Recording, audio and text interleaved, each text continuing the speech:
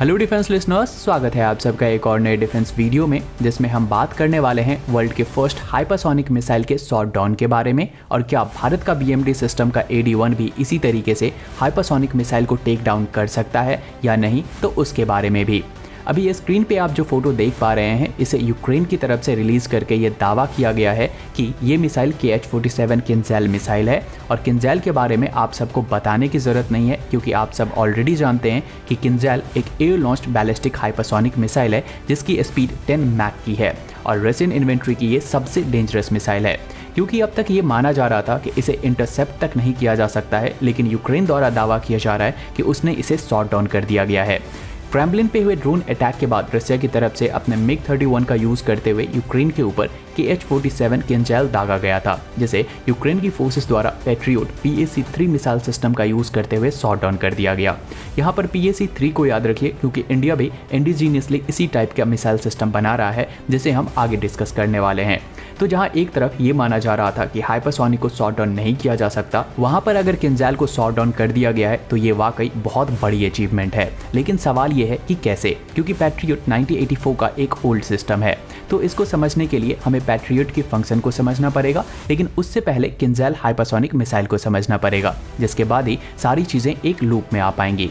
किंजैल एक ballistic hypersonic missile है जिसे MiG-31 से फायर किया जाता है और इसकी रेंज करीब 2000 किलोमीटर तक की है। यानी कि MiG-31 रशियन टेरिटरी या फिर सेफ डिस्टेंस से ही ये मिसाइल अपने टारगेट पर लॉक करके इजीली फायर कर सकती है। और फायर होने के बाद मिड कोर्स में ये मिसाइल अपने गाइडेंस के लिए INS का इस्तेमाल करती है। क्योंकि ये मिसाइल हाइपरसोनिक स्पीड पर ट्रैवल करती है, इसीलिए USA के top nuclear commander, USA defence official और इवन जो बाइडेन तक ये बात एक्सेप्ट कर चुके हैं कि किंजैल को रोकना बहुत ज़्यादा मुश्किल है। इसीलिए रशिया यूक्रेन पर किंजैल हाइपरसोनिक मिसाइल का यूज करते हैं। लेकिन फिर सवाल यह है कि इसे शूट डाउन कैसे कर दिया गया। तो यहाँ पर रोल आता है पैट्रियोट सिस्टम के PAC-3 मिसाइल सिस्टम का। पैट्रियोट मिसाइल सिस्टम भले ही एक पुराना मिसाइल सिस्टम है, लेकिन इसमें टाइम के साथ साथ काफ़ी चेंजेस किए गए हैं। सबसे पहला अपग्रेड PAC-1 है। यहाँ पर PAC का मतलब पैट्रियोट एडवांस कैपेबिलिटी है, लेकिन PAC-3 अपग्रेड साल 2004 से स्टार्ट की गई थी और साल 2014 में इसमें PAC-MSE यानी कि मिसाइल सेगमेंट एनहांसमेंट अपग्रेड की गई, जिसकी वजह से Patriot missile hit to kill and plug and fight capability से लैस हो गया। साथ ही इसकी रेंज भी 50% तक इंक्रीज हो गई।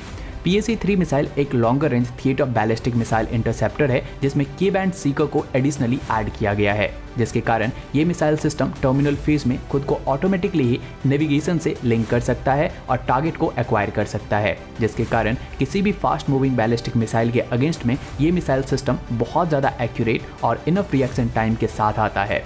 ये मिसाइल, जिसमें एक्टिव रडार सीकर लगा है, अपने वॉरहेड को हिट टू किल कैपेबिलिटी तो देता ही है, साथ ही इसके वॉरहेड में प्रॉक्सिमिटी फ्यूज्ड वॉरहेड का यूज किया गया है, जिसे लेथैलिटी इनहैंसर भी बोला जाता है। जिसमें होता यह है कि वॉरहेड खुद को 24 लो स्पीड टंगस्टन फ्रेगमेंट्स में कन्वर्ट करके रेडियल डायरेक्शन में टारगेट मिसाइल की तरफ मूव करना स्टार्ट करता है, जिससे क्रॉस सेक्शन ग्रेटर हो जाता है और बैलिस्टिक मिसाइल आके इससे टकरा जाती है।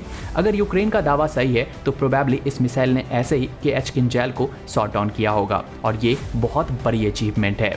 वहीं अगर हम भारत के AD-1 सिस्टम की बात करें तो AD-1 सिस्टम भी कुछ इसी प्रकार का सिस्टम है जिसे डिप्लॉय किया गया है। और जैसा कि हम जानते हैं कि हमारा पड़ोसी चाइना हाइपरसोनिक का इस्तेमाल करता है, हमें भी अपने सिस्टम में एडवांसमेंट करके इसी तरीके से हाइपरसोनिक मिसाइल को काउंटर करने जैसा बनाना चाहिए। इस सब पर आप सबका क्या ओपिनियन है, तो वो हमें कमेंट सेक्शन में आप जरूर बताएं। बाकी आज के इस वीडियो के लिए इतना ही। उम्मीद है आपको ये वीडियो इन्फॉर्मेटिव लगी होगी, और अगर लगी हो तो लाइक करें, शेयर करें और चैनल पर नए हैं तो चैनल को सब्सक्राइब कर लें।